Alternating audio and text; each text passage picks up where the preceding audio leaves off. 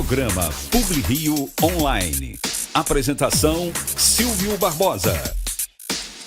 Nosso programa, ele está iniciando agora, nosso debate popular, que eu tenho a grata satisfação de ter todos vocês no nosso programa. Estamos efetivamente para todo lugar do Brasil e do mundo.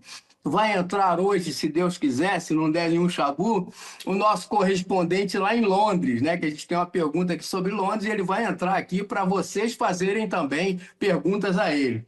Bom, minha gente, o jogo do bicho, né? Liberação do jogo do bicho. O Senado aprovou o projeto que libera o cassino, bingos, jogo do bicho no Brasil, né? A proposta reacende o debate sobre o impacto econômico e social do jogo de azar. Eu queria que o Alex colocasse aquela matéria, Alex, se você puder, por favor, a matéria que eu destaquei para vocês darem a sua opinião de cada um sobre isso. Vai aí, Alex, por favor.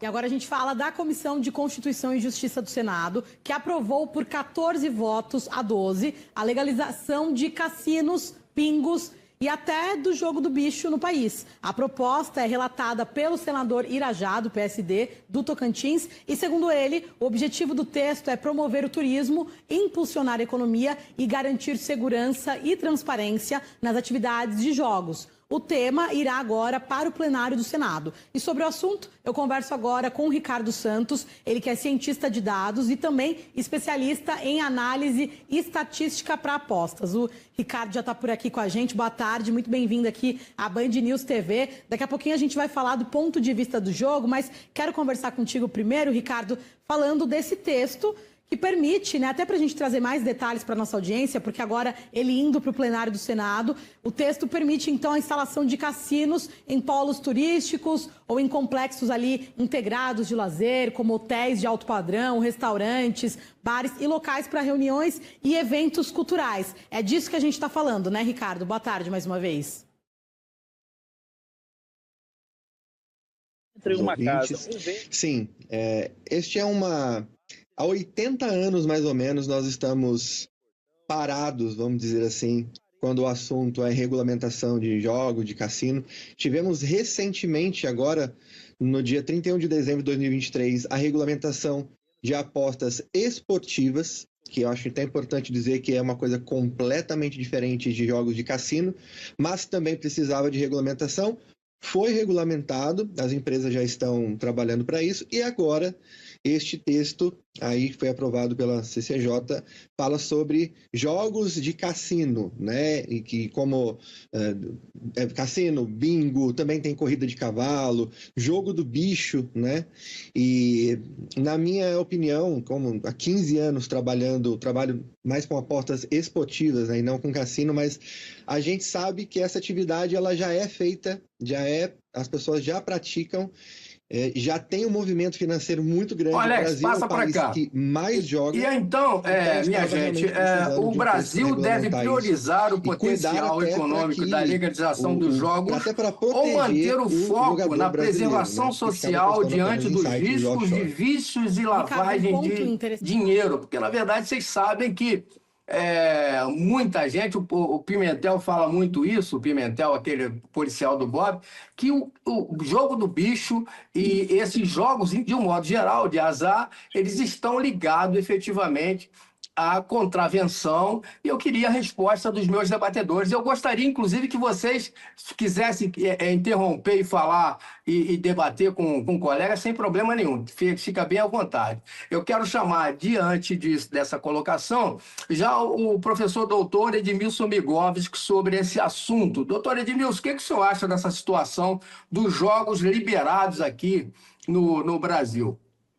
Eu acho, Silvio, que já, assim, de fato, está liberado, né? Não por direito, todos eles. Então, quando você pensa na questão da loteria esportiva, dessas empresas que estão apoiando determinados times de futebol, né? Você, ao legalizar tudo isso, acho que você permite, primeiro, uma fiscalização mais efetiva do Estado, para ver se tem muita falcatrua nesses segmentos, você permite maior arrecadação de impostos, você vai fazer com que tenha maior movimento de turismo, né? de quem gosta de apostar. E, queira ou não, as pessoas que gostam muito de apostar estão indo para o Paraguai, para a Argentina, para outros lugares, apostar em Vegas, por exemplo. E aqui você poderia reter esse capital aqui. Então, o jogo do bicho, embora seja uma prática ilegal, existe. Eu acho que você dar legalidade a esse tipo de negócio faz com que as pessoas se sintam mais seguras e possa aumentar a empregabilidade das pessoas, e também a fiscalização e arrecadação por parte de impostos. É claro que eu entendo que muita gente vai se valer disso para lavar dinheiro ilícito, mas não é diferente hoje em dia, né? Teve um determinado deputado, que já não me lembro mais o nome dele, que ganhou umas 30 vezes na loteria esportiva, né? Então essa prática João Alves. já existe. Oi? João Alves, um anão do orçamento. Pois é, então esse cara ganhou um monte de vezes, que ele ganhou. Eu tenho muita sorte, é o cara de pau, as duas coisas, né? Então é isso, eu acho que vale a pena a gente levar isso adiante e encarar, porque tá aí, não tem como você impedir que isso ocorra, porque as autoridades não tiveram essa competência, e você vê isso o tempo todo nas esquinas do centro do Rio de Janeiro, por exemplo. Então isso já existe. Acho que a legalização é interessante para esse aspecto econômico e aumentar a arrecadação de impostos e dar mais transparência ao jogo em si. E você, Marcelo e Abronch, o que você acha, então, desse jogo do bicho aí? Desse item? Eu compartilho a mesma opinião do doutor, porque se a gente for parar para pensar que todas as mazelas que o país vive são todas não, né? Mas vou dizer assim, uma boa parte delas são influenciadas pela corrupção, pela falta de controle e também pelo desequilíbrio orçamentário que o país historicamente tem. Nós estamos falando que a entrada desses recursos na economia, ele começa a mudar a vida de forma inversa, né? A gente tem uma pirâmide social em que a grande massa da população tem uma deficiência muito grande de grana, né? Então, no momento em que você começa de cima para baixo gerar uma arrecadação na economia, vamos assim dizer, né? Você gera emprego, você gera melhoria de vida, e essa pirâmide tem, com o tempo, a tendência de se inverter, né? Que é, de alguma forma, o que acontece com a pirâmide dos Estados Unidos. Ela é totalmente inversa, por isso que muitas vezes o pessoal sai daqui e vai para lá e fala que eu tenho uma vida diferente, né? Porque a base social deles é diferente da nossa, né? Então, acho que a arrecadação vem para aí, porque o governo não enxuga as despesas. Então, se a gente tem uma capacidade de melhorar a receita sem sangrar o povo, por que não? Já que ela, como falou o doutor, já existe, né?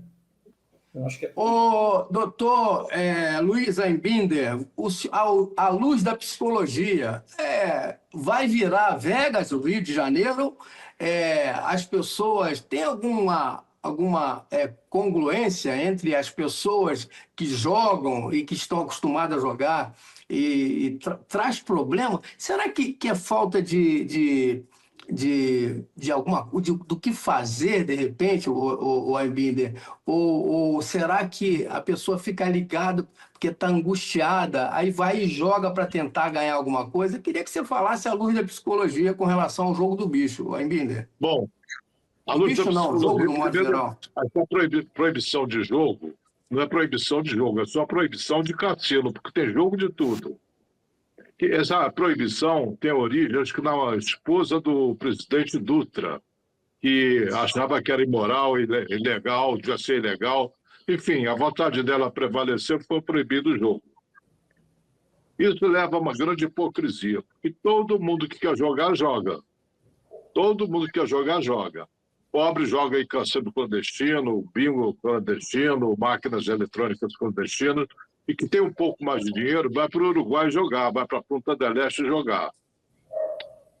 Quanto ao problema de pessoas se viciarem, que é uma argumentação falsa, uma falácia, porque a pessoa que é viciada em jogo, ela vai jogar qualquer coisa, vai apostar em corrida de cavalo, até em cuspir a distância, que ela tem uma necessidade, é verdade, patológica de apostar.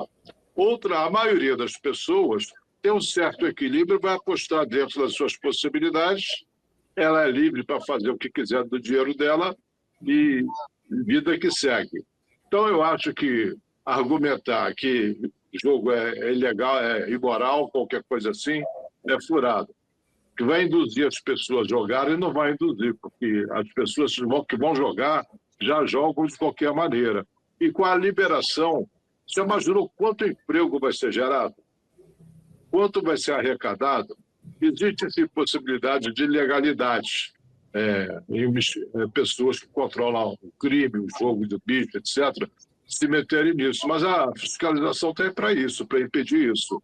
Vai dificultar, vai aumentar a arrecadação e vai dar emprego para muita gente.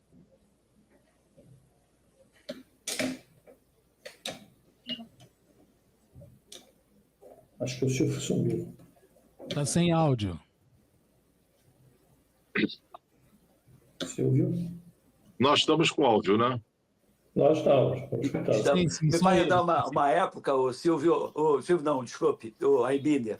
Eu fui até Mônaco, né, passear, fui no congresso, acabei passeando por lá e fui naqueles cassinos maravilhosos, lindos, né? E entrei sem dó, apostei 10 euros só e vim embora.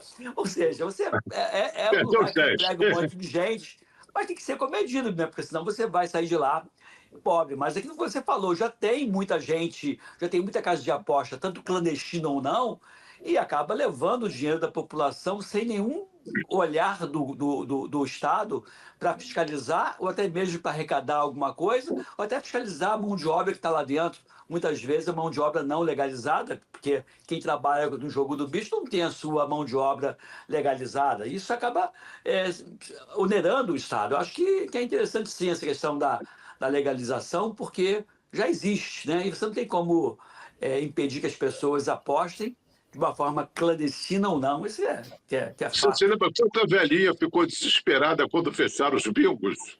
Eu lembro disso. A polícia lá pegou um montão de velhinha. Moura, vocês estão me ouvindo agora? Estão me ouvindo? Agora sim. Ô, Moura, eu queria que você arrematasse essa colocação com relação aos jogos de azar no Brasil. Assim, eu estou concordando com todos os meus amigos, com certeza eu concordo com eles, vai aumentar muito o emprego, toda essa área. E assim, cara, se for para controlar, tem métodos para controlar isso. Você pode controlar de diversas maneiras. Hoje, quando você vai em qualquer lugar, a pessoa te pede, cadê o teu CPF? Entendeu? Esse é um método que eu estou inventando aqui da cabeça agora. Entendeu? Então você quer controlar, agora cada um controla a sua maneira, sabe o que vai jogar ou não vai jogar. Outro critério que você pode ter, ô Silvio, é uma modelagem matemática para saber a melhor localização que atenda melhor socialmente aquele bingo. Onde ele vai melhor estar localizado? Dentro de que região? Entendeu? Região dos lagos, região serrana. Dentro da região serrana, qual é o melhor ponto que vai ser instalado para socialmente naquela região ele fazer um trabalho social? Isso já foi feito. Em Teresópolis, em frente ao prédio Higieno, tinha um hotel Higieno, que foi todo preparado quando saiu um rumor que seria liberado o jogo. Mas não foi liberado o jogo, mas o hotel ficou pronto para jogo. Mas é o melhor local. É igual Quitandinha. Bom, gente, vamos passar para um outro tema, senão a gente vai ficar... Mas é o melhor local mesmo? Foi um modelo matemático de que tem reconhecimento internacional para ser utilizado? Sabe? Eu acho que isso é que tem que ser levado em consideração, porque a gente sabe que em muitos lugares, muitas coisas vão para alguns estados, e dentro daquele estado tem que ser instalada alguma coisa que não é o melhor ponto. Você tem um modelo matemático que diz qual é o melhor ponto. Eu posso dar vários exemplos de lugares aqui que foram testados com alguns modelos matemáticos e disseram que ali não era a melhor localização, ou também aquele negócio não era tão seguro. O Silvio sabe alguns artigos que saíram nossos lá. Fora a questão política, né, que se envolve nisso, né, de interesses. Bom, gente, vamos mudar de tema aqui. Alex, o nosso querido correspondente lá de Londres já está ao vivo aí, já? Estou vendo mais uma pessoa? Tá aí, tá.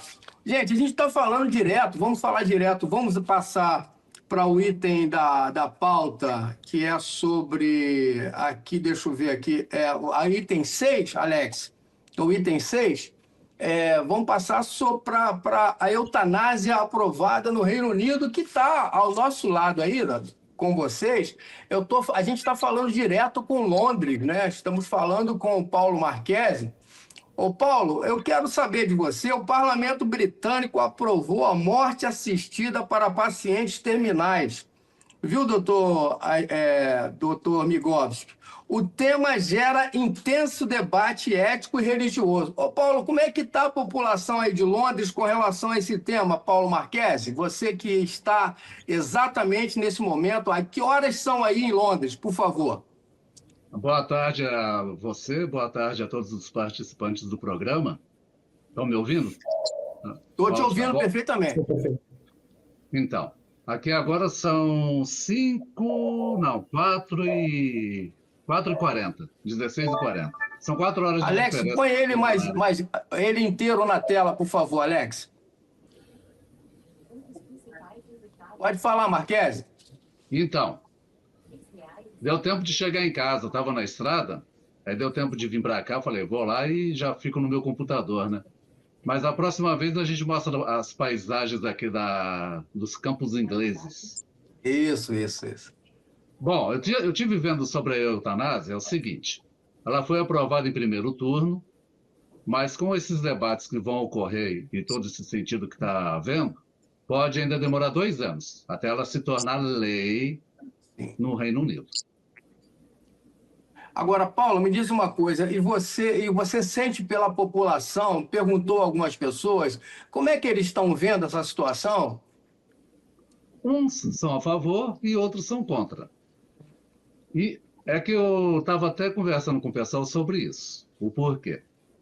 O pessoal está muito assim, aqui na Europa, o lado material, e não vê o lado espiritual. Então, o que acontece? Pelo lado material, a pessoa se sente que tem que acabar com a vida dele e pede para ir para algum país que seja legal a eutanásia assistida, certo? Vai acompanhado, e lá ele faz a prática do ato, certo? Então, tem muitos esses casos. Até no Brasil, não sei se teve alguém que já saiu daí para fazer a eutanásia aqui na Europa, que tem países aqui que são liberados. Nos Estados Unidos, são 12 estados. Então, acontece que é assim, uma situação bem assim, delicada, complexa, não é? Eu quero liberar para os meus debatedores perguntas, então, e com relação a esse tema, também a opinião de cada um de vocês. Se quiser fazer alguma pergunta para o Paulo Marchese, que está direto lá em loco, em Londres, vocês podem fazer, por gentileza. Aibinder, Migovski. Olha, eu não faço uma pergunta, eu estou fazendo uma colocação. Aqui na América do Sul, na Colômbia, tem eutanásia. Se alguém quiser se candidatar, vai à Colômbia, que é mais perto. Na Europa, por exemplo, Alain Delon causou uma celeuma que ele queria praticar a eutanásia, mas só poderia ser na Suíça. Mas ele não chegou a ir à Suíça para a eutanásia, ele morreu antes. Tem a eutanásia, a eutanásia significa em grego boa morte. Tem o suicídio assistido. A pessoa vai lá, o médico bota lá o que tem que fazer na veia e a própria pessoa aperta um botão e isso incentiva a morte. Suicídio assistido. A eutanásia, eu acho um enorme alívio. O meu pai, por exemplo, teve câncer. Era uma situação sem volta. Eu falei com os médicos, isso foi em 78. Falei, deixa ele morrer. Não, ficaram prolongando a vida inutilmente. Uma vida que não era vida, era só existir. Um sofrimento para ele e para a família. Mas o médico levantou uma questão que procedia. Porque a gente não faz isso porque tem interesse de herança, às vezes, e dá complicação. Mas eu pessoalmente, eu sou candidato à eutanásia, se for necessário. Ô Migovski, eu queria saber se o Brasil deve avançar nesse tema ou ainda não estamos preparados para discutir o direito à morte digna, Migovski? Tá sem som.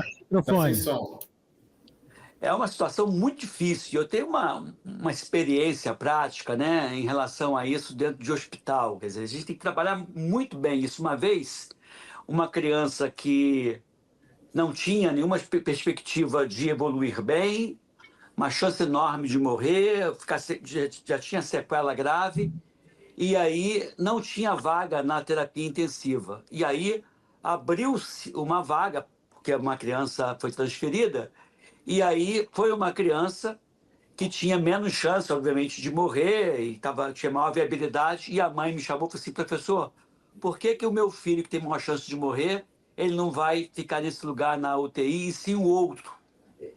Explicar isso não é uma coisa fácil, até porque a mãe sente a dor da perda e é algo irreparável, algo incomparável com outros tipos de dores, né?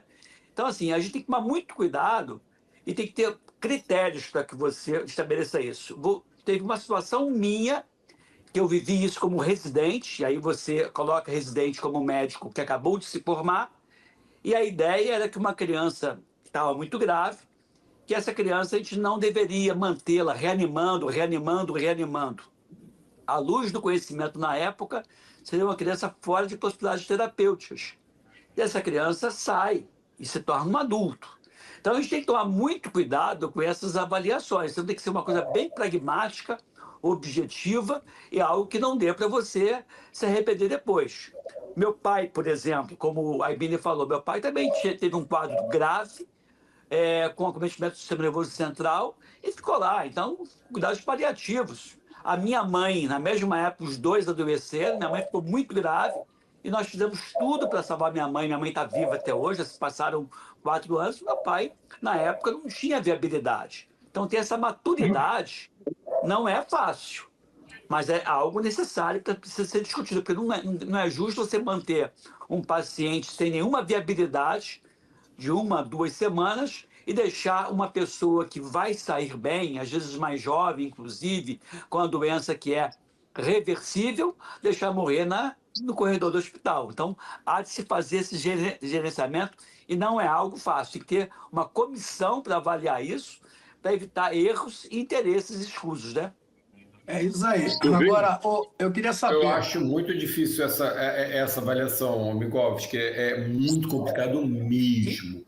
Nós não temos, assim, como avaliar esse momento, e eu acho que as coisas deveriam ser avaliadas no exato momento do acontecido, e com a diretoria do hospital, com a diretoria acadêmica da região, e com uma série de grupos da família, e não deveria envolver só a área hospitalar, mas a área de direito, social, e aí, de repente, você ter alguma solução. Porque se você só põe a área acadêmica, é uma visão. E aí, como você mesmo falou por trás, pode ter outros requisitos envolvidos e outras coisas. Concordo. Né? Concordo. Inclusive, desculpa, assim, é como se fosse uma comissão de ética em pesquisa no hospital, envolve religioso, advogado, sociólogo, médico, envolve uma série de profissionais de outras áreas. O psicólogo tem que estar junto, o psiquiatra que tem que estar provavelmente juntos também. Então, eu acho assim, é algo muito complexo. E o fato de ser complexo, na minha opinião, não dá para a gente abrir mão, mas tem que ser discutido e também não dá para aprovar de qualquer jeito, porque senão vai ter muita injustiça por aí, viu? Silvinho? Oi, Silvinho? pode falar. A situação não é tudo ou nada preto ou branco. Existe uma saída do meio, que é a que eu prefiro, que eu adotei. Eu vou fazer um testamento vital. Se eu ficar numa situação ruim, eu só quero cuidados paliativos. Eu não quero cuidados invasivos no meu corpo. Isso daí é só fazer um documento no cartório e a família apresenta no hospital. Não é o caso daquele corredor famoso, o Schumacher, que está até hoje, se eu não me engano, numa cama lá. Eu não sei como é que está a situação, ninguém sabe. Não, ele já saiu da cama. Ele foi até um casamento de uma sobrinha, alguém assim, mas não voltou a ser quem ele era. Mas ele se recuperou. Mas num caso de uma pessoa saudável como eu, supostamente saudável, vou no cartório e digo, olha, eu não quero tratamento invasivo. Eu quero testamento vital. Eu não quero sentir dor, não quero sofrer, mas não quero operar, não quero transplante, não quero nada. Já cumpri minha cota nesse mundo. Ô Marcelo, o que você acha, Marcelo? Você que está quietinho aí, você está só pensando, Marcelo e Abronski, por favor. Eu estava justamente pensando, porque como todo mundo fala, realmente é muito complexo, né? E eu diria que até um pouco é pessoal também, né? E quando a gente pega de um lado a cultura do povo, porque nós estamos falando de um ambiente onde todo mundo tem um nível de preparo, seja pessoal, financeiro, espiritual, mas quando você traz isso aí para uma sociedade e determina que um grupo de conselho vai definir alguma situação dentro de um caso como esse, você ainda tem nesse grupo, vamos dizer, como falou o doutor, né, tem o psicólogo, né, tem todas as outras especialidades que se diferem entre si, né? Quando você pega a parte religiosa, você tem aí uma série de pensamentos diferentes. Então, quer dizer, até nisso é muito difícil definir, né, cara? A parte financeira é um dos vieses, né? Eu acho que é para a vida, né? É isso aí. É complicadíssimo. Ô Paulo Marques, eu quero agradecer a tua presença aqui no nosso programa, dizer que eu vou te convidar efetivamente para você participar do programa, né? E trazer algumas coisas daí de Londres, esse lugar maravilhoso que é a minha segunda cidade. Se eu pudesse, eu viajaria para ir para Londres. O negócio de Nova York está por fora. Londres é show de bola, é mais organizado, apesar de pagar uma libra que é caríssima, né? Mas tudo bem. Um grande abraço para você. Quero saber se você tem alguma colocação a fazer com relação a esse tema e com relação ao Brasil também. Faz um desabafo aí. O que você está achando do Brasil aí? Você que mora aí fora já há muito tempo e está vendo daí de fora o Brasil aqui dentro. Pô, porque é diferente, né? Você morar num outro país, né? E ver o que está acontecendo e falar, mas ali poderia ser assim, poderia ser assado, mas na verdade, nós que moramos aqui estamos vendo várias milícias e vários Comando Vermelho, uma série de situações drásticas. Como é que vocês veem, vocês que estão morando fora do país, como é que vocês veem o Brasil e o que vocês acham que deveria acontecer para que mudasse essa situação? Uma pergunta complexa, né? Primeiramente, sobre a eutanásia, eu escrevi um artigo, até mandei para você agora no teu WhatsApp. Se você depois quiser, passa para os outros, tá? Deixa as tuas redes aí também. Pode deixar as tuas redes que o pessoal entra em contato direto. Tá. Então, eu mandei o assunto para você, o artigo escrito, tá? Eu também tenho outro artigo que eu escrevi, Políticos Espelho do Povo, que, na verdade, sobre o assunto do Brasil, é o seguinte. O político nada mais é que um servidor do povo e da nação. Só que em todos os países onde eles entram, eles fazem o contrário. Fazem o povo como servidor deles. É cobrança de imposto abusivo, como ocorre no Brasil. Não tem segurança, falta da lei, transparente. E o que tem que mudar o hábito? O hábito tem que mudar o próprio povo brasileiro, tem que mudar da base até o topo da pirâmide, como é falado. Por quê? Mudando a base, que é o povo, na educação, em todos os outros sentidos que a gente pode colocar também, o que acontece? O Brasil é a maior potência do mundo. É aquele boi que tem a força, mas não sabe o tão forte como ele é. Então, o que está acontecendo? O Brasil é uma potência. Todo mundo inveja o Brasil. É rico. Maior fonte de riqueza que tem de água, de floresta, biodiversidade. Tudo isso a gente tem na mão e os outros países não têm. Então, o que acontece? O Brasil tem que entender que há 40 anos atrás foi uma delegação chinesa aí no Brasil estudar o Brasil, porque como o Brasil e um país agrícola naquela época se tornou uma potência econômica. Passaram 40 anos, o Brasil ficou naquela estaca e a China hoje domina o mundo.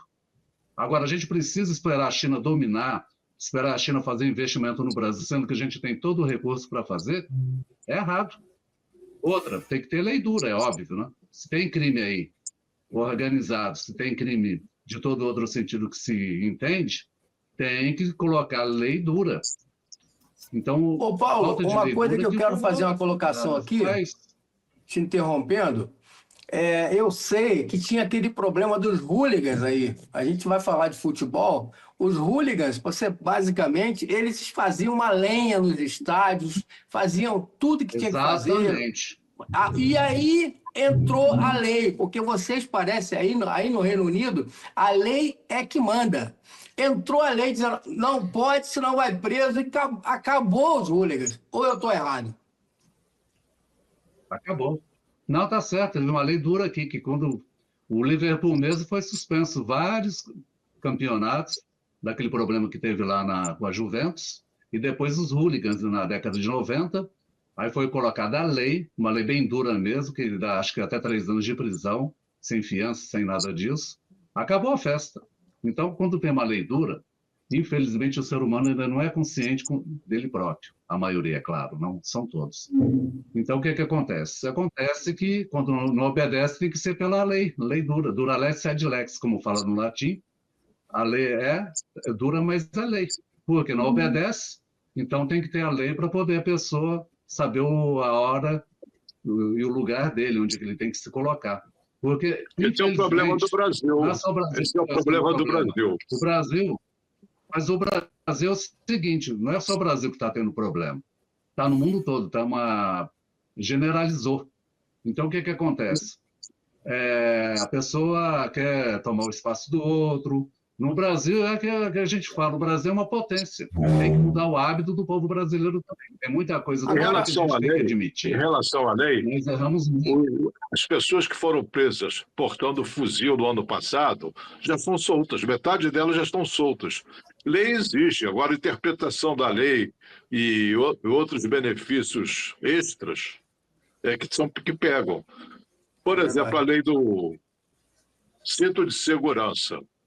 Ninguém usava cinto de segurança. Hoje, pelo menos eu, até para manobrar o carro na garagem, eu uso o cinto de segurança. A lei foi aplicada. A lei seca ainda está sendo aplicada. Mas quando tem a lei e não tem aplicação, não tem fiscalização, é só para inglês ver. É verdade. Agora, por falar em inglês, Paulo, eu quero agradecer a tua presença e dizer que o Brasil está cheio de leis, né? Leis aqui, leis ali, agora só que não são cumpridas da forma que deveriam e com tanta ênfase como é cumprida no Reino Unido. A gente precisa que as nossas leis sejam cumpridas efetivamente. O cara fez isso, o cara está com um fuzil na mão, ele tem que ser preso, ficar preso lá o tempo todo. O problema é que vai para ausência de custódia, como é que é? É basicamente isso. E simplesmente os caras soltam. Não pode acontecer isso. Tem que cumprir a lei. Agora, a nossa lei tem muito viés, muito arrumadinho. Uma coisa muito peculiar do Brasil que eu não consigo entender sendo brasileiro. Será que essa lei vai pegar? Olha que absurdo. Parece mas até é o seguinte, ninguém é preso em audiência, ninguém é solto em audiência de custódia. Audiência de custódia, ninguém é solto, tá? Tem 2 artigos que eu vou mandar. Já mandei esse, devemos estar conscientes na hora da morte do nosso corpo físico, e também vou enviar aquela Políticos Espelho do Povo, servidores do povo e da nação. Então, eu vou enviar para o Silvio, o Silvio envia para vocês também. Tá bom, obrigado pela tua presença aí em Londres. Vamos participar, vamos convocá-lo novamente. E eu vou falar aqui com os meus debatedores que, para finalizar o programa, basicamente, a gente está falando de política, né? Vamos falar sobre esse aumento, né? O aumento do número de deputados federais. O Congresso aprovou o aumento de 513 para 531 deputados federais após o censo populacional. A medida é criticada por aumentar os custos legislativos e vai ser uma cadeia, em cadeia isso, né? Eu quero que o nosso querido... a pergunta número 2, sabe? Eu queria que você colocasse aí, Alex, a matéria para a gente ilustrar essa nossa pergunta número 2, Alex. Não sei se você está ligado aí. Vamos lá. Pessoal, tá aí, compartilha para todo o Brasil. Infelizmente, a população brasileira vai pagar mais caro. O escárnio que aconteceu aqui no Senado foi votado agora, o aumento de número de deputados. Olha lá, 41 votos favoráveis, 33 contra. Essa conta quem vai pagar agora é o povo brasileiro, infelizmente. Não é isso, Girão? É isso, eles precisavam de 41 votos, porque é um PLP, e colocaram 41 votos. Nós tivemos 33 à idade de Cristo, ficamos com a sociedade e um absurdo isso que aconteceu aqui. As futuras gerações vão ter que ter mais deputados e aí essa conta, tu sabe que não fecha, daqui a pouco aumenta de novo. É vergonhoso, é um escárnio que está acontecendo aqui hoje, mas votamos contra e vamos continuar aqui de cabeça erguida representando vocês. Deus abençoe você, muita paz. Bom, Migovski, eu vou chamar você, efetivamente, Migovski. Você foi candidato a vereador e deve ser candidato agora a deputado estadual federal na próxima eleição, eu tenho quase certeza disso, não sei se eu estou certo, né? Tenho quase certeza. Então, eu queria saber o que você acha, Migovski, que, na verdade, esse aumento representa mais representatividade ou mais despesa para o Brasil já sobrecarregado, ô Migovski? Cadê o Migovski? Acho que caiu, né? Caiu. Então, Luiz, por favor, a pergunta é sua. Obrigado. Eu acho que, Silvio, tem que fazer um levantamento de que como o governo está sendo atribuído, eles estão atendendo. Eu acho que, em vez de aumentar, tem que verificar se tem que diminuir ou aumentar. Por que só aumentar? Porque aumentou a população, tem que aumentar os representantes. Qual é essa conta que fecha a quantidade de representantes para a quantidade de população? Como é que é isso? Como é que é essa situação política, entendeu? Os que já estão atendendo ou não estão atendendo? Quais são as estruturas? Né? O Paulo falou para a gente da estrutura dos políticos, seria a cara do governo, né? Seria a cara da população. Será que eles representam? Ou se essa população está sendo representada de forma, vamos lá, com aquele voto cabresto, voto da população diante a uma comunidade? Então, esse que é o problema. Nós ainda votamos com cabresto, ainda votamos diante da comunidade que nos... por exemplo, para deputado, eu acho que 90% do pessoal não lê o que o cara vai fazer, o que o cara tem a sua proposta. Muita vota no meu amigo, pô, esse cara é bom, esse é um amigo do amigo. E quando vota, quem lembra do último deputado que votou também, entendeu? Então, muitas vezes você vota no amigo do amigo, não lembra de quem você votou. Então, assim, será que é real isso? Precisa mesmo nessa necessidade de aumentar? Não sei. Ao meu ver, teria que se fazer um levantamento muito pontual dessas coisas para saber por que é esse aumento, para que é esse aumento, entendeu? Ô, Migovski, é contigo. Você que foi candidato e deve ser candidato agora na próxima eleição de 2026. Eu quero saber se você acha que está certo, está errado. Aqui no Rio não teve aumento nenhum, não. Pelo contrário. Agora, em outros estados, lá no estado do Alcolumbre, parece que teve aumento, por isso que ele assinou geral. Pois que você não acha? deve ser só uma questão de lógica, em cima uma decisão política, né? Eu, a princípio, acho que a gente tem representante suficiente. Eu acho que não há necessidade de aumentar. Acho que há necessidade, inclusive, de você rever o tamanho do Estado, não só no poder legislativo, mas também no poder executivo, em alguns, né, e legislativo também. Então, acho que, tendo em vista que você tem hoje maior otimização do deslocamento, a tecnologia, será que não tem formas mais eficientes de você dar mais ação para o legislativo sem necessidade de aumentar esse efetivo? Eu acho que sim. Então, a princípio, eu sou contra o aumento do número de representantes do povo, até porque isso que foi falado, né? Existe hoje já uma tendência de você sempre ter mais do mesmo. Então, o que vai acontecer? É você continuar contemplando um número maior de políticos que não dão maior eficiência, e sim maior conveniência para quem tem o poder na mão. Eu não sou favorável não, viu, Silvio? Mas vem cá, a última pergunta você não respondeu. Vai ser candidato em 2026? Eu acho que não, e depois eu explico por quê. É extremamente improvável que eu venha candidato em 2026. Extremamente improvável. Mas então, você teve voto para a minha turma quase toda. Desculpa, Aibinder. Você teve votos de quase toda a minha turma. Obrigado.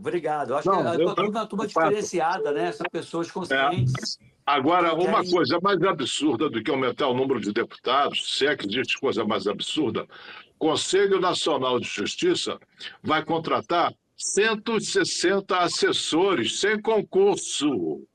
160 assessores e mais 40 seguranças. É mole? Precisa disso? Isso aí, rapaz, o bicho pega. Só não recebe um salário mais digno é o trabalhador efetivo. O resto tá recebendo, tá mamando na teta, como diz aí. Alguns, né? Não todos. Eu queria falar com... Deixa eu dar uma opinião. Sim, fala. O negócio é o seguinte também. Quando começam as eleições, seja para vereadores, deputados, senadores, vão pegar a base vereadores. Vocês podem ver na televisão cada pessoa que aparece que não tem preparo nenhum, nem para ser síndico de prédio, nem da rua dele. Aí chega lá quer ser político. Não sabe nem falar o português. E então, precisa. o que acontece? Uma falta de preparo. E o que acontece nisso tudo? A pessoa não precisa ser político para fazer o bem para a humanidade. Não. A gente tem tanto exemplo que acontece, a Madre Teresa de Calcutá, o Divaldo Franco, Chico Xavier e infinitos outros que não precisaram ser políticos para fazer o bem para a humanidade. O que acontece? A pessoa, quando quer o poder, porque ela vai ser bem onerada, seja um vereador, um deputado, um senador, está querendo é poder. Infelizmente é assim. Está vendo o que está acontecendo aí atualmente no Brasil? Briga pelo poder, seja da direita ou da esquerda. Eu sempre falo, parem de idolatrar falsos mitos, seja da direita ou da esquerda. Porque eles querem dividir. E fazendo a divisão, o que acontece? Cria uma guerra. Isso já vem desde o princípio da humanidade. Um povo para conquistar outro dividia pela ideologia, para depois conquistar. Infelizmente, o que está acontecendo hoje no Brasil, e não é só no Brasil, no mundo todo. Vocês podem ver o que está acontecendo aí. Aquela briga pelo poder, prejudicando o próprio país. E o povo, o que me mais chateia é que o povo está inerte. O povo não toma uma atitude. E isso também está no mundo todo. Então, uma pessoa só, com uma ideia louca, como está acontecendo, como a gente está vendo por aí, independente de que país que seja, pode colocar o mundo em perigo até numa guerra nuclear. Então, tem que definir. Eu queria saber... Espera aí. O Nilo tem a força de mudar. Não, parece que está tudo inerte. Aí fica aquela briga, um da direita, um da esquerda, aquela briga sem fim, gente. Não pode continuar isso. Essa é a minha opinião, não sei se vocês concordam. Valeu, Paulo. Eu queria saber a opinião também do Marcelo Jablonski. Marcelo, e você? O que você acha, tem a me dizer sobre esse tema? Eu concordo com o Paulo, né? A gente tem uma humanidade cada vez desumana, né? A gente vê o povo querendo poder o tempo todo, né? E como já vem de uma situação histórica, onde, se lembra do Jô Soares, né? Ser político era um desejo de aposentadoria, não necessariamente um desejo para fazer bem à humanidade, né? Roubar era bonitinho nos programas do Jô Soares, a gente ria com isso. Então, culturalmente o povo quer entrar para o governo para acabar de vez com a galinha dos ovos de ouro. E você vê isso muito claramente. Quando você tem 94% das despesas do governo, né, como despesas obrigatórias, aquelas que são com previdência social, com aposentadoria, e deixando cerca de além dos juros, né, que você roda da dívida, você deixar 6% para fazer frente à sociedade melhorar, e você ainda vê no governo aumentando a base política para, de alguma forma, tirar vantagem do povo, é um caminho sem volta, né, Silvio? É muito triste a gente ver isso. E eu acho que a base é cultural, né? A gente vê nas famílias o despreparo de entender um pouco de economia, um pouco de investimento, sobretudo também em religião, né? E crescendo, gostando do funk, gostando da zorra, perdendo os valores morais da sociedade. Acho que se você estruturar isso tudo e seguir um caminho de retidão, a longo prazo pode ter uma luz no final do túnel, mas a gente está entrando num colapso, né? Meus amigos, eu quero agradecer a presença de todos vocês. Obrigado, Marcelo Jablonski, pela participação aqui no nosso programa. Um abraço para você, tudo de bom. Migovski, muito obrigado pela participação. Eu que agradeço. Estamos aguardando 2026, Migovski. Vamos juntos. Fazer um programa, Silvio, de doutor para doutor aí, que tal?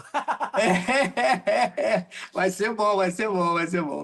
Agora tinha um tema aqui, Migovski, que eu queria perguntar a você, já que a gente vai terminar, que agora o MEC, os diplomas, né, ele não são mais, segundo o MEC, os diplomas não são mais físicos, né, não são mais de papel como o meu que está ali, ó. O meu está ali, o teu deve estar também, deve estar aí na tua parede, né?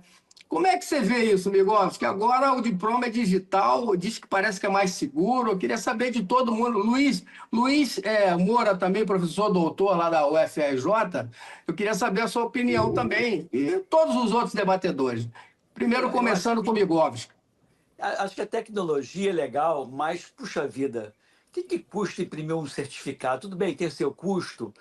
Nada impede você ter o certificado digital e o certificado materializado na tua mão, para que você possa expor, se for o caso, né? Eu acho que é legal ter as duas formas. Eu acho que deveria, tanto o digital quanto o físico, deveriam conviver e não um substituir o outro. Agora, Luiz Moura, você que é pós-doutor, Luiz Moura, queria que você falasse sobre também essa situação do diploma digital. Depois o Einbinder. Por favor. Silvio, não tem problema não, você vai poder imprimir o seu diploma, o seu diploma vai estar impresso, só que na hora de você entregar nos locais, vai ser que nem sua carteira de trabalho agora. Agora a gente não leva mais a carteira de trabalho nas empresas para que eles possam assinar a carteira de trabalho. Nossa carteira de trabalho agora já em 90 e tantos %, todo mundo aí, né? Já é digital. E você já tem assinatura digital. Todas as informações vão ser digitalmente. O que acontece é o seguinte, professor. Imprimir, você vai aprender a imprimir, eles vão até te dar uma impressa. O critério é que o que vai valer na hora da emissão lá, de você poder enviar para as empresas, é a que está em digital, porque ali você vai ter uma proteção, aí a gente entra na parte de tecnologia, que não é o caso aqui, mas poderia estar falando em várias tecnologias, mas você vai estar com ela perfeitamente digitalmente, vamos dizer assim, informando a realidade do que tem ali. Não como muita gente vai ali, compra um diploma aqui, um diploma ali, no papel entrega e até descobrir o que aconteceu. Ainda mais na sua área, professor, que na área de medicina a gente vê muitos médicos trabalhando em UPAs e outras coisas que na realidade nem médicos são, né? Que arrumaram um diploma em algum lugar e apresentaram. Se isso fosse digitalmente feito, e nas informações digitais, eu acho que barraria alguns desses. Não vou dizer que todos, como tecnologia também tem seus BIOS, que essa é uma parte de entradas, os hackers, vai ter. Como tem aqui, não no começo, mas futuramente pode ser que inventem? Pode, é tecnologia. Tecnologia, você tem os que inventam para o bem e os que fazem para o mal. Como todo lugar vai ter. O que eu queria colocar especificamente é que os graduados, até essa data, terão diplomas, daqui para frente, terão diplomas digitais.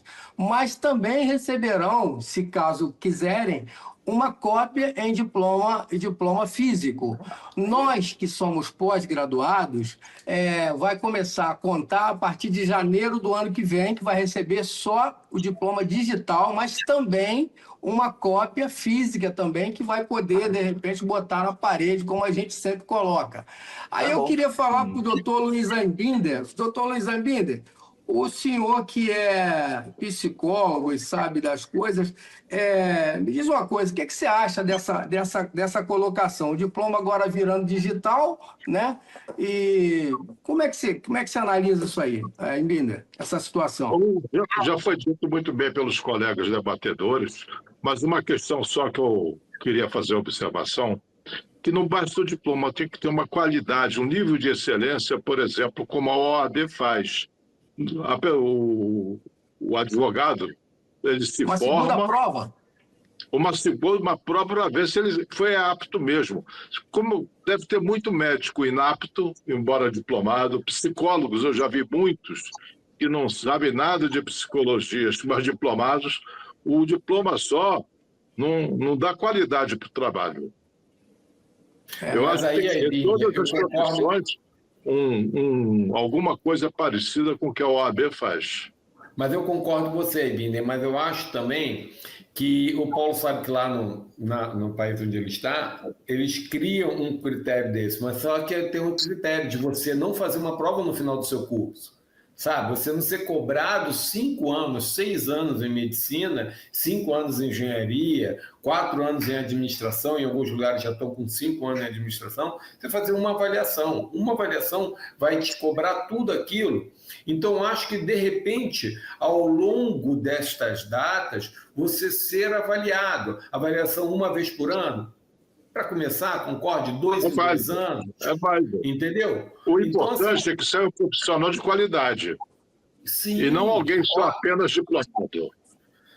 Eu acho que não é só ter o diploma, é você ter a competência. Uma coisa é falar, eu dirijo. Outra coisa é eu ter a competência de dirigir. Sabe dirigir caminhão? Sei. Pega aquele bitrem e estaciona ali. O cara sabe estacionar assim. Ele pegou um bitrem, que é aqueles caminhões que tem 2, né? E ele estacionou naquele ponto. Sabe, você é médico, sabe fazer uma cirurgia disso? Sei, então vai lá e faz, só que você mata uma pessoa. O bitrem você vai bater o caminhão, e aí, pô, vai ali conserta, mas a medicina não é assim, entendeu? A questão da avaliação que você comentou, existe um projeto de lei, até o deputado Dr. Luizinho está conduzindo essa tentativa de transformar em lei, que os médicos do Brasil, na graduação, os estudantes, sejam avaliados no final de cada ano. Então, tenham várias avaliações ao longo do curso, até podendo, de repente, voltar naquele ano, caso ele não performe como deveria. Então, já existe essa tendência para médicos. Espero que vá adiante. Mas isso aqui é bom, professor. Sabe o que acontece? Você tem, em projetos como o Projeto Agile, vocês têm os milestones, que são pontos de paradas, que você usa no PMI. Então, o que acontece? O cara fez e ele não performou bem ali. Cara, ele tem mais 4 períodos, 5 períodos, 10 períodos para frente, 6 períodos, a medicina são 12, a engenharia são 10. Então, cara, ele sai 2 períodos, ele não performou. O cara falou, olha, você não vai ganhar o seu diploma. Aí o cara, opa, calma aí, o mundo mudou, eu tenho que... É que nem aquela coisa, assim, não sou totalmente contra. Eu sou totalmente contra um curso de engenharia, dependendo do curso de engenharia, vou chamar aqui, eu sou engenheiro elétrico, mas engenheiro civil totalmente EAD. Um engenheiro elétrico totalmente EAD. Medicina, eu acho que não tem nem que entrar na pergunta. Medicina, enfermagem, fisioterapia. Cara, médico, parte médica, eu acho que nem teria que entrar nessa pergunta. Eu, assim, na minha cabeça, na minha consciência. Nem entrar nessa pergunta teria que entrar. Mas, pelo menos, os laboratórios desse pessoal, o cara saber, sabe, pegar um multímetro, o cara saber pegar alguma coisa e entrar nesse coisa. Ah, tudo bem, tem algumas matérias que ele possa fazer via EAD? Sim, tem algumas coisas que possa fazer para economizar para o empresário, para alguma coisa. Agora, sabe, as principais que é do seu curso, acho que tem que ser ali. Como é que o cara aprende cálculo via EAD? Eu não sei. Gostaria que explicasse. Eu queria que você fizesse as suas considerações finais, que eu estou terminando o programa agora. E tem que entrar com a entrevista aqui com o doutor, também o doutor o Edson Almeida Silva, que vai falar, olha só, sobre a nova esperança contra o câncer de próstata, pâncreas, mama, pulmão e útero. Que, na verdade, o Migovski, não sei se você conhece o método Nanoknife. Acredito que sim.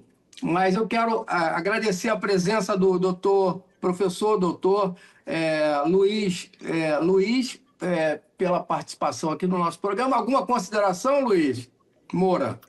Eu que agradeço, meu querido. Mais uma vez agradeço aí, estar com os amigos todos aqui. Essa conversa, esse bate-papo sempre é muito bom, muito gratificante. A gente aprende, a gente dá a nossa opinião, mas a gente aprende também com todos um pouquinho. E deixar aí qualquer coisa que eles precisem, qualquer coisa nessa área de tecnologia, que a gente brinca aqui, para isso aí. E juntar todo mundo aqui e montar um artigo, né? Isso aqui dá para fazer um artigo bom. Um abraço a todos e obrigado. Eu quero agradecer também a presença do CEO da IBK, do Marcelo Jablonski, um homem que faz o sucesso das empresas. Marcelo, muito obrigado aí pela sua participação. Espero contar com sua presença novamente outro dia. Silvio, sempre que quiserem, olha, é uma oportunidade única estar compartilhando com vocês, aprendendo, como falou o Luiz, né, com vocês. A gente às vezes fica pensando em determinadas situações, aí numa simples frase de alguém sai um insight, você fala, cara, eu não tinha reparado nisso. Como a história do Jô Soares, né? Então, assim, é muito interessante. Conte comigo sempre. Um prazer, uma honra estar com vocês todos aí. Doutor Edmilson Migovski, muito obrigado pela participação, sempre brilhante do senhor e esperando 2026. Eu que agradeço. É igual a escola do professor Raimundo, aqui tem a escola do Silvio Carvalho, do Silvio. Prazer. Tá com você. Deixa pra ele. Doutor Raimundo, o salário é pequenininho. Aqui só tem salário alto. Muito obrigado pelo convite. Foi um prazer participar. E mais uma vez junto com o Migovski, né, Migovski? O Migovski é uma figura. Vamos esperar o Migovski em 2026, né, Aimbender? Agora... Eu não, todo dia. Ele me mandou uma receita para baixar a glicemia. Eu todo dia aquela receita mágica dele. Agora vamos a Londres, então. O Paulo Marquesi. Paulo, muito obrigado pela presença aí de Londres, viu, Paulo? Eu que agradeço a oportunidade dada por vocês. Muito obrigado. Conheci novos amigos, um aprende com o outro. E até o próximo programa. Fiquei muito contente, uma inovação, tá? Mandei os artigos aí depois e você passa para o pessoal, tá? Tá bom. O Brasil tem tudo aí vocês olham aí, se gostarem, depois vocês me falam, tá bom? Eu gostaria que vocês todos ficassem ligados no programa, que vocês vão ouvir e ver o doutor Edson Almeida Silva, que é um dos urologistas mais conhecidos do nosso país. Ele é da Clínica São Vicente, da Gávea, e também faz um trabalho muito bem feito, um benemerente lá na Rua Estrela, né? Naquela clínica que ele ajuda o pessoal basicamente de pequena situação financeira. E ele está falando, ele trouxe para cá, quer dizer, ele está com essa tecnologia NanoKnife, que é uma esperança contra o câncer de próstata, pâncreas, mama, pulmão e útero, que a gente vai assistir a entrevista que eu fiz com ele lá no MAN. Programa PubliRio Online. Apresentação Silvio Barbosa. E, gente, hoje eu estou trazendo para você, mais uma vez, uma pessoa muito importante aqui do Rio de Janeiro. Eu tenho o prazer de receber no nosso programa o doutor Edson Almeida Silva, médico urologista com ampla experiência no tratamento de diagnósticos de doenças do trato urinário e do sistema reprodutor masculino. O doutor Edson integra o corpo da renomada Clínica São Vicente da Gávea e ele também faz um trabalho benemerente lá na Rua Estrela 73, no Rio Comprido, para as pessoas que de repente estão precisando ser atendidas de imediato. O doutor Edson atende essas pessoas, é um trabalho benemerente, o custo é bem pequenininho e ele está aqui do meu lado. Tudo bem, doutor Edson? Tudo bem, Silvio, está tudo ótimo, agradeço mais essa oportunidade e estamos aqui para esclarecer alguns pontos daquele assunto que vamos falar. Quero mandar um olá também especial para os nossos telespectadores. Tudo bem, doutor Edson. Agora, doutor Edson, a grande preocupação dos homens hoje em dia é a próstata, principalmente os homens de mais idade. E nós vamos falar hoje especificamente sobre essa situação da próstata. Eu já pergunto ao senhor o seguinte, qual o número de casos de câncer de próstata no Brasil? Bem, Silvio, nós temos um crescimento realmente, não diria preocupante, mas um crescimento assim que é bastante robusto nas doenças malignas de modo geral. Na nossa área, o câncer de próstata é uma doença que vem crescendo como todo tipo de câncer. Então, para este ano, por exemplo, os dados do Ministério da Saúde mostram que existe uma expectativa de mais ou menos 80 mil novos casos de câncer de próstata no Brasil. Caramba! Isso tudo? Sendo que desses 80 mil, quer dizer, não são exatamente os 80 mil, é uma expectativa de 80 mil novos casos com 20 mil mortes por câncer específico. Chamamos, que às vezes as pessoas têm um câncer de próstata e morrem de infarto ou de uma doença qualquer. Mas 80 mil novos casos serão diagnosticados e 20 mil mortes específicas pelo câncer de próstata. Eu sei, todo mundo sabe aqui, todos os homens sabem que, na verdade, quando a gente fala em câncer de próstata, todo mundo treme, dos pés à cabeça, doutor. É uma preocupação muito grande. Eu tenho um amigo meu que está com essa situação e a gente está muito preocupado com ele. E eu sei que tem nova tecnologia surgindo e o senhor vai falar sobre essa nova tecnologia, que é a NanoKnife. O que diferencia a tecnologia NanoKnife da tradicional, doutor?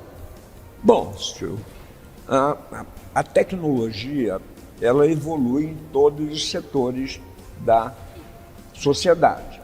Na medicina, esta evolução é uma coisa fantástica, né? Eu estou formado há 50 anos e participo desta evolução que vem desde cirurgias traumáticas, cirurgias agressivas, até hoje a técnicas, né, cirúrgicas, técnicas de tratamento mais refinadas e pouco invasivas. Vamos lá no passado. A pessoa tinha câncer de próstata lá no passado. Como é que era curada essa situação? Bom, primeiro que as pessoas, de um modo geral, chegavam a vamos dizer assim, um estágio da doença muito avançado, que muitas das vezes não tinha forma de tratar. Por quê? Porque nós não tínhamos mecanismo de investigação sensíveis como temos hoje.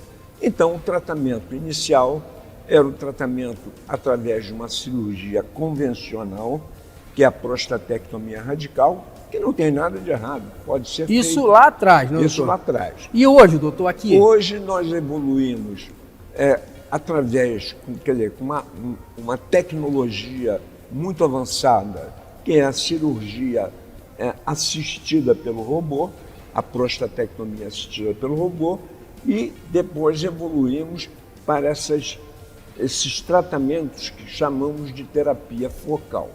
Ou seja, a terapia focal, ela quer dizer, o intuito para o tratamento da terapia focal é que você destrua uma lesão cancerosa dentro de um órgão sem que haja necessidade da retirada desse órgão. Na prostatectomia radical, isso aí é um tema que a gente tem que deixar bem claro. Existe um critério de seleção para que nós indicamos, para que seja indicado para esse paciente uma terapia focal. Então, os pacientes são selecionados, os exames são muito sensíveis e muito confiáveis, então estabelecemos essa forma de tratamento. É um tratamento pouco invasivo, é feito com introdução de eletrodos em volta da lesão e normalmente o paciente faz o procedimento no dia e no dia seguinte ele tem alta do hospital. O senhor está falando da NanoKnife, é isso? Isso, Agora explica para a gente efetivamente como é que é feita essa cirurgia e como é que essa tecnologia atua para que a pessoa seja curada do câncer. Bom, temos um vídeo aqui, o senhor pode passar aqui. A tecnologia desenvolvida pela NanoKnife, ela tem o princípio de que nós façamos o diagnóstico de uma lesão cancerosa no interior da próstata.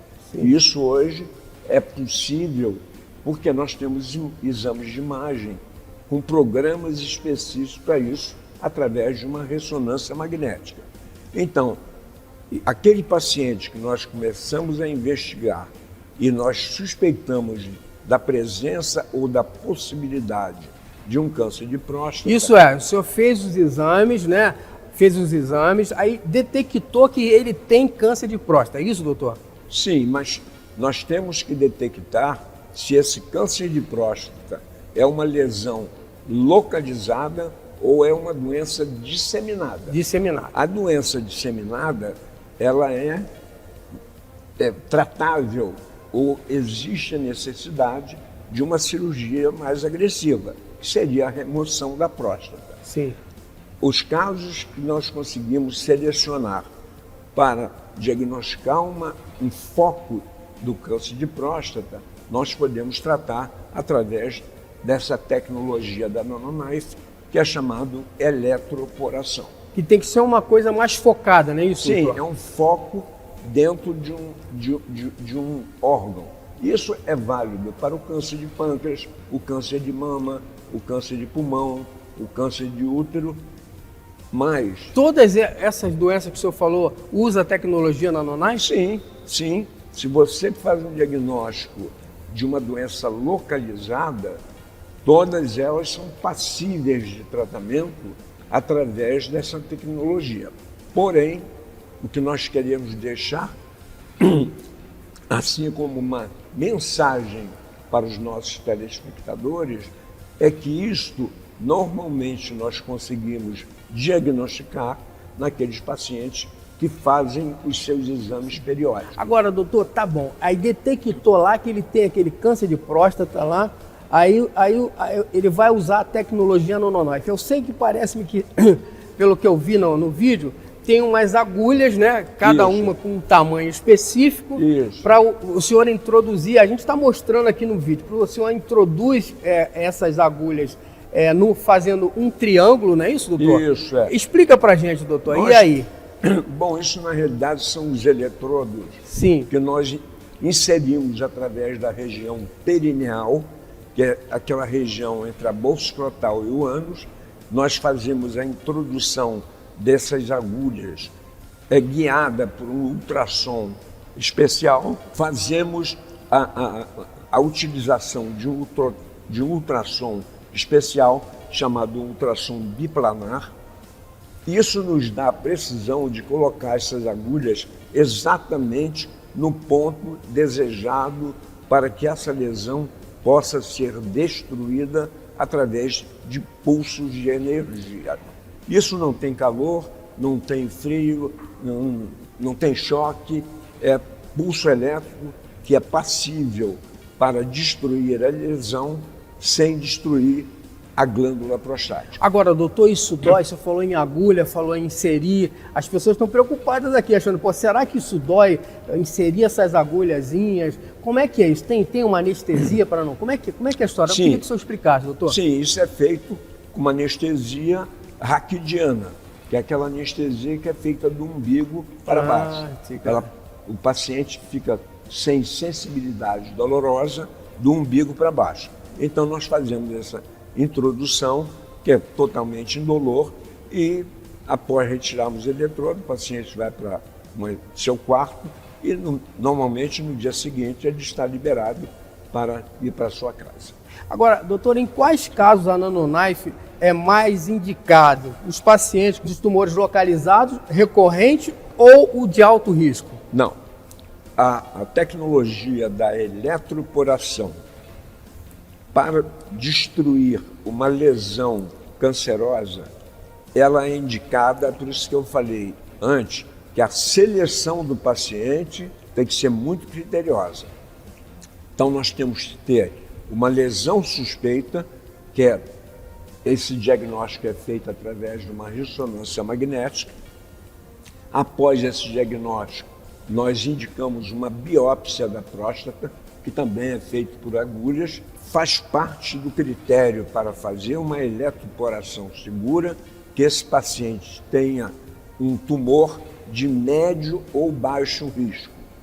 Isso é classificado através de um score internacional que os patologistas nos fornecem. Então, a doença de médio e baixo risco é perfeitamente tratável, com bastante segurança, através da eletroporação. E os tumores de alto risco você pode tratar de outra maneira. E queria aqui incluir, Silvio, que hoje, com o estudo histopatológico, uma biópsia bem realizada, dependendo da idade do paciente, nós podemos até não fazer nada. Colocar esse paciente num protocolo que é chamado de vigilância ativa e apenas acompanhá-lo periodicamente.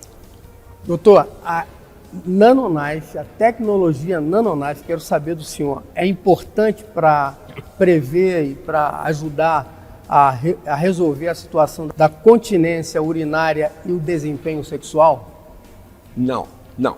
A NanoKnife é uma tecnologia que é o tratamento chamado de eletroporação, e ela é exclusivamente realizável, ou ela deve ser realizada para o tratamento de uma lesão maligna. A disfunção erétil, que você falou, que é a impotência sexual, ou a incontinência urinária, é tratada com outra tecnologia. Doutor, eu quero saber do senhor, para a gente finalizar o nosso programa de hoje, o senhor acredita que essa tecnologia será amplamente adotada aqui no Brasil nos próximos anos? E já existe algum centro, algum hospital que já está utilizando essa tecnologia? Sim, nós estamos capacitados, pois temos um gerador à nossa disposição lá na Clínica São Vicente, embora isso possa ser feito em qualquer hospital que tenha este ultrassom biplanar. Entendi. Né? A tecnologia hoje já faz parte do sistema de saúde americano e inglês. Então, o sistema de saúde, vamos dizer, o SUS dos Estados Unidos e da Inglaterra já utiliza a tecnologia de eletroporação. Né? Aqui no Brasil, essa tecnologia chegou recentemente. Então, embora ela no mundo inteiro, na Ásia, na Europa, em qualquer lugar, este tratamento é realizado muito frequentemente, volto a dizer, para os casos bem selecionados. Então, o que nós esperamos é que realmente com o desenvolvimento da aplicação da eletroporação, isso vai se popularizar, o preço vai cair e aí fica mais acessível a uma população maior. Bom, a priori, então, a gente tem essa tecnologia lá na Clínica São Vicente, né? Com o senhor, só procurar o senhor na Clínica São Vicente que vai estar tudo tranquilo. Estamos lá à disposição de todos. Agora, as pessoas que estão precisando efetivamente de um atendimento urológico, a pessoa necessitada, o senhor atende também, o senhor tem um atendimento benemerente lá no Instituto de Urologia, que fica lá na Rua Estrela, não é isso, doutor? Sim, nós temos a nossa atividade privada na Clínica São Vicente da Gávea, onde eu estou trabalhando há 42 anos. Sim. E tem uma medicina social que fica localizada ali no Rio Comprido, na Rua Estrela, número 73, e o nosso telefone lá é o 2516-5888. Atendemos com consultas a custo popular e as nossas cirurgias são realizadas numa outra instituição, que é da rede, acho que é Rede Casa, que é na Casa de Portugal, que é bem próximo ao nosso instituto. Então, vou só repetir aqui o telefone lá do Instituto de Urologia, é 2516-5888, 2516, vai estar aqui, 5888, e também o endereço é Rua Estrela, né, 73, no Rio Comprido. Você pode chegar lá e vai ter a sua consulta um dia. Ó, o valor é desse tamanhozinho. A consulta é marcada por telefone. Consulta marcada por telefone, falou o doutor Edson Almeida e Silva. Doutor, muito obrigado pela sua presença. Muito obrigado, Silvio. Até a próxima vez. Até a próxima. Que seja bem próximo. Amém. Valor. Não há na face da terra uma cidade tão linda como o Rio. Não há povo mais generoso e mais carinhoso do que o povo do Rio. Não há uma outra aquarela de paisagem tão bela. Não há. Eu sei que você vai dizer, é verdade. Rio de Janeiro, orgulho de todo brasileiro, terra do samba e do futebol, do poeta, do amor e do sol. Rio de Janeiro, tão querido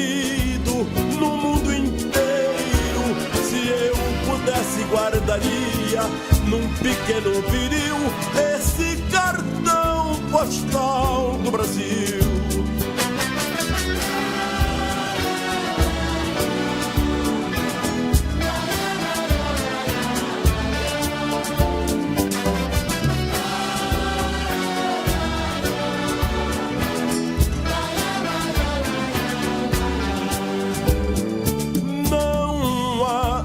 Na face da terra, uma cidade tão linda como o Rio. Não há povo mais generoso e mais carinhoso do que o povo do Rio. Não há uma outra aquarela de paisagem tão bela. Não há. Eu sei que você vai dizer: é verdade. Rio de Janeiro, orgulho de todo brasileiro, terra do samba e do futebol, do poeta do amor e do sol. Rio de Janeiro, tão querido no mundo inteiro, guardaria num pequeno viril esse cartão postal do Brasil.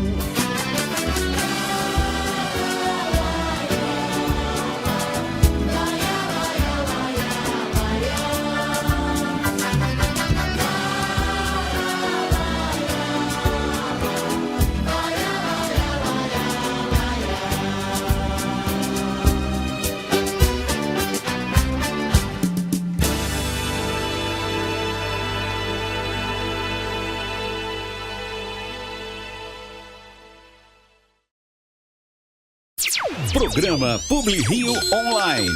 Apresentação Silvio Barbosa. Minha gente, tá aí o nosso programa. Você assistiu a entrevista com o Dr. Edson Almeida e Silva. O Dr. Edson, ele atende em 2 locais, na verdade. As pessoas que têm mais condição, né, tem plano de saúde e tudo mais, ele pode atender lá na Clínica São Vicente, que é sensacional. Lá na Gávea, sensacional, Clínica São Vicente. Agora, se a pessoa tiver uma situação mais... não tiver plano de saúde e que está precisando efetivamente de um urologista, é um expert, inclusive foi ele que operou o Roberto Canásio, o comunicador da Rádio Tupi e tudo mais, é um cara sensacional, o Dr. Edson de Almeida e Silva, e ele então, ele atende lá também na Rua Estrela, né, onde tem uma clínica, acho que a Rua Estrela é 35 ou 23, eu acho que é isso mesmo. Aí ele atende a você, parece que o preço lá, assim, é aquele preço bem popular, é a clínica popular, ele atende na Gávea, na São Vicente da Gávea, mas atende também na clínica São Vicente, na clínica lá na Rua Estrela, lá no Rio Comprido, você pode procurar. E essa tecnologia nova é uma tecnologia que vai ajudar muita gente. Eu, por exemplo, que tenho maioridade, os amigos também que têm maioridade, ele pode efetivamente e tem uma preocupação muito grande da próstata, né? Porque é o problema mais sério do homem é a próstata.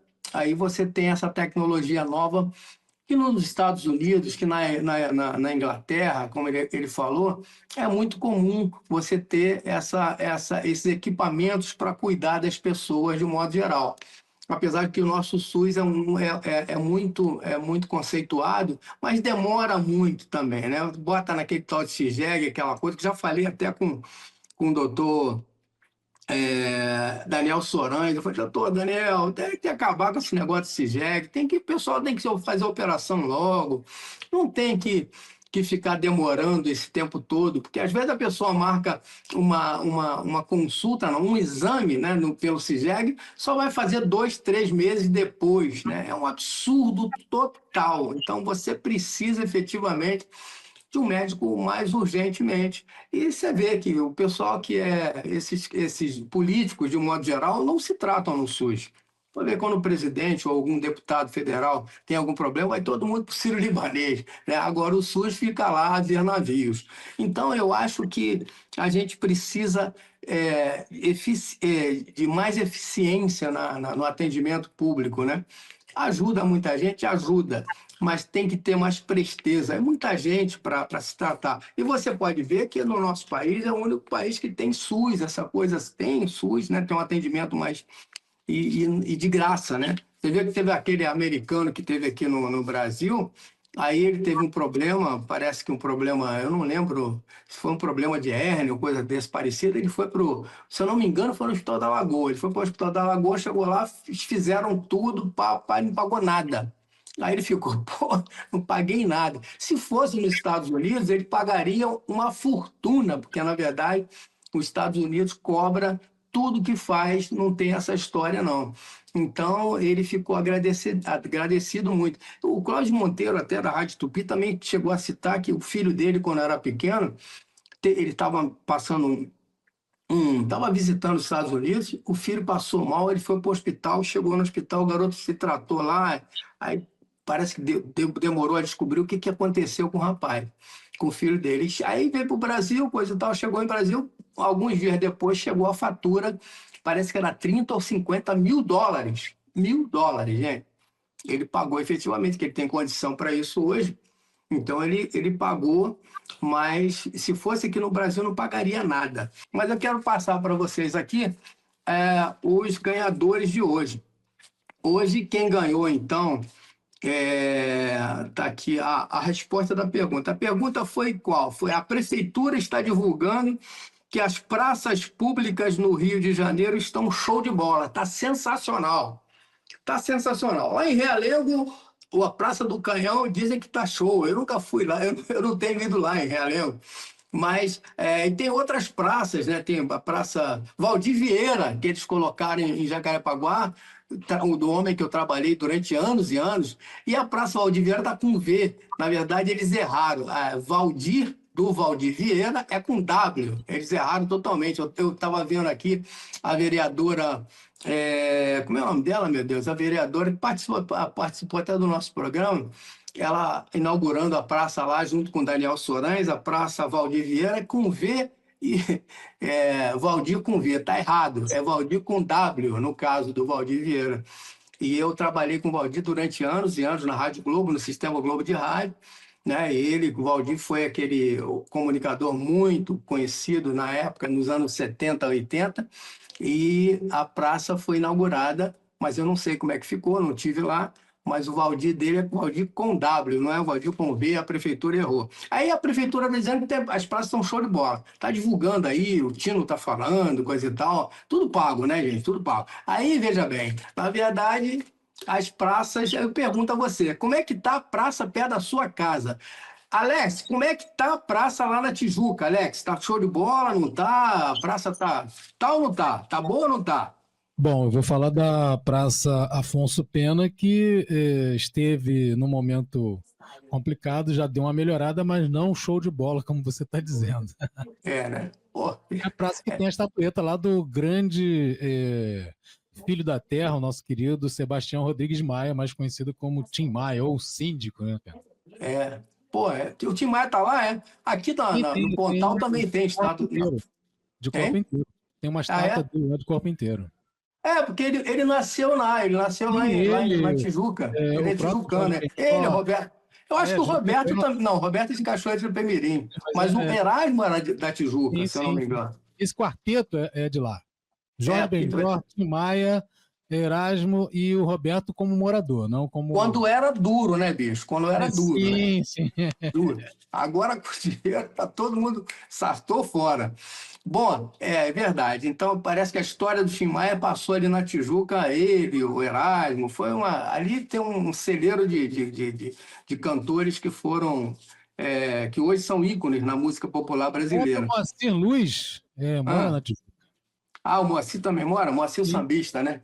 Isso. Compositor e cantor. Aí faz o pagode da segunda-feira lá no... Samba do Trabalhador. Tu não conhece, não, o Samba do Trabalhador? Sim, conheço. Tá por dentro, Alex. Ô, Alex, então, deixa eu te passar. Então, lá em Realengo, onde eu morava, tinha a Praça do Canhão, cara. Aí, parece que eles fizeram um parque lá também. Show de bola. Hein? Tu é de Realengo? Porque eu sou de Realengo, eu nasci no SASI. Pô, cara, então eu não nasci no SASI, não, nasci na Rua Helena. Eu te falei pra minha irmã, falei que eu tinha nascido ali na Vila Militar, que papai era militar. Ela falou, não, tu nasceu em Vila Militar, nada, tu nasceu aqui em Realengo com a parteira. Naquela época tinha parteira, Alex, na minha época. Na tua já não tem mais, você já novinho tirando a tinta. Nasci no SASI. Deixa eu te falar. Então, aqui, ó, o percentual aqui de pessoas que disseram que a praça está ruim, né? 75% das pessoas responderam que está ruim e 25% disseram que está boa. Então, precisa melhorar a prefeitura. Ô, meu querido prefeito, precisa melhorar um pouco, né? Segurança e tudo mais. Tem que fazer a ação, né? Exatamente. Agora, quem ganhou, então, o Vale foi José Carlos dos Santos, do centro da cidade, aí da cidade, né?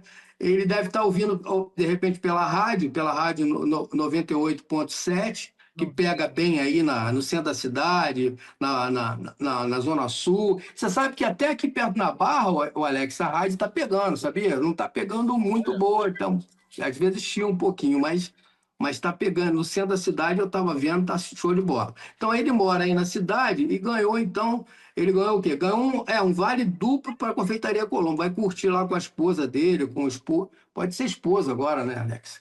Com o esposo dele, lá na Confeitaria Colombo. Bom, e o segundo prêmio foi para o Flamarion Vasconcelos, lá de Realengo, aí, da nossa área. Lá de Realengo, ele ganhou um par de ingressos para o Cristo Redentor. Para ele pega aquele trenzinho maravilhoso, o vermelhinho, aí vai até o Cristo, chega lá no Cristo, lindo, maravilhoso, aí vê a cidade inteira. Cara, que coisa bonita, né? Eu tive lá, Alex, muito bonito, né, cara? A cidade do Rio de Janeiro, show de bola. Só não pode pensar nas mazelas que tem acontecido na nossa cidade, falta de segurança. Parece que o governo deixa para lá, rapaz. Eu não sei como é que é esse pessoal, não, sabe? Parece que o cara não mora no Rio de Janeiro, no país, aqui no Rio, que é lindo, maravilhoso. O terceiro ganhador foi o Manuel Dantas, de Ipanema, que ganhou um par de ingressos Cinemark. Vai curtir o Cinemark. Eu não sei se lá na Zona Sul tem Cinemark. Tem, né? Na Barra tem, na Barra, Recreio tem. A Zona Sul eu não sei. Então, Alex, o que sobrou das perguntas, que foram muitas, fica para a próxima terça, né? E a gente toca o barco daqui. Eu quero agradecer a tua presença, Alex, e sei que você está um pouco debilitado aí com a tua perna aí. Qualquer coisa que você precisar de urologista, aí a gente tem um conhecido que é o Dr. Edson. E outras, eu vou daqui a pouco, estou indo lá para o meu cardiologista para ver como é que tá, porque eu preciso fazer um exame, rapaz, aí tem que ver como é que tá, fazer o risco de vida. Grande abraço para você, Alex, muito obrigado. Silvio Barbosa está na Pop Rio 98,7. Programa PUBLI Rio Online. Apresentação Silvio Barbosa.